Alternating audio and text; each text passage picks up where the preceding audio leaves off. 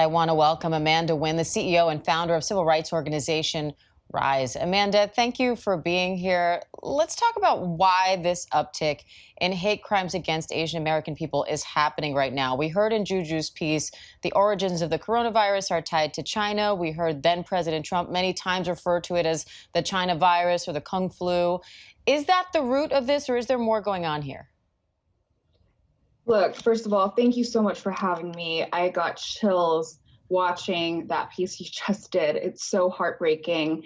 And yes, while there has been an uptick in violence against the Asian American community, these crimes have happened to us for a long time, long before COVID. And these crimes happen because the AAPI community has been systematically excluded from structural power. So what do I mean by that?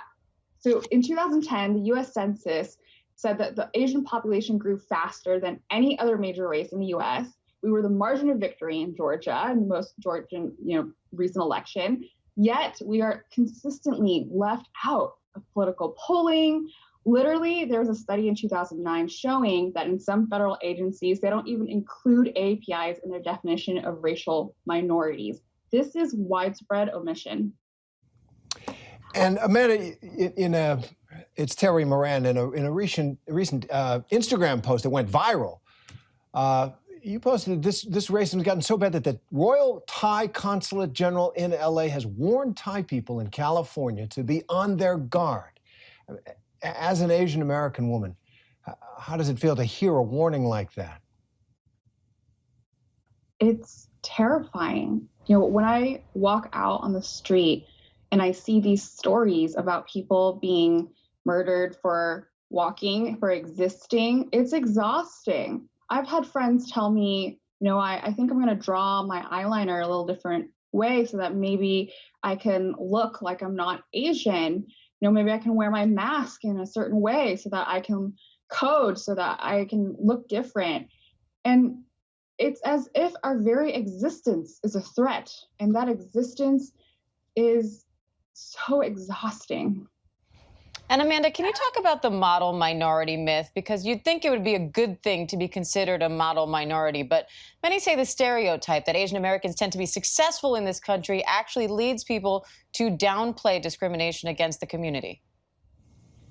The model minority myth was created as a tool of oppression to divide communities of color. So it refers to this idea that if you stay silent, if you put your head down and you work really hard, that one day you will be handed the keys to the kingdom.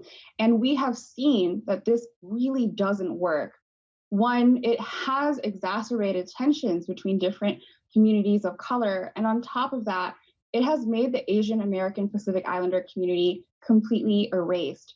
People don't know about the fact that we built the railroads that connect this country in the 1800s. People don't know about the internment camps or the fact that one of the largest lynchings in US history happened to our people. From our history to our grief to our vote to the data that is collected by the federal government that informs the policies that govern us, we have been erased. The problem is invisibility.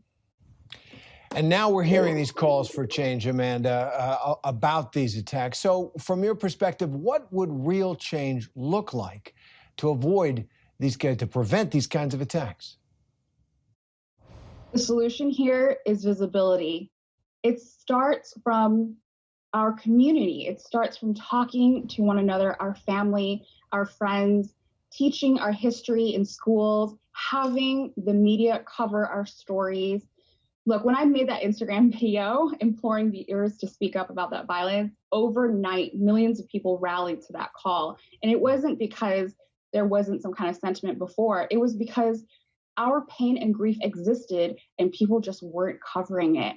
3 million people watched that video overnight and 11.4 million posts went up in response. The White House press corps asked if President Biden had seen that video. So the solution here is empathy. It's storytelling. It's really hard to combat xenophobia and racism if you don't humanize us. And silence is violence. Well, there's no silence now. We are covering it, Amanda, and we are so glad that you are here to tell your story. Thank you. Thank you. Hi, everyone. George Stephanopoulos here. Thanks for checking out the ABC News YouTube channel. If you'd like to get more videos, show highlights, and watch live event coverage, click on the right over here to subscribe to our channel. And don't forget to download the ABC News app for breaking news alerts. Thanks for watching.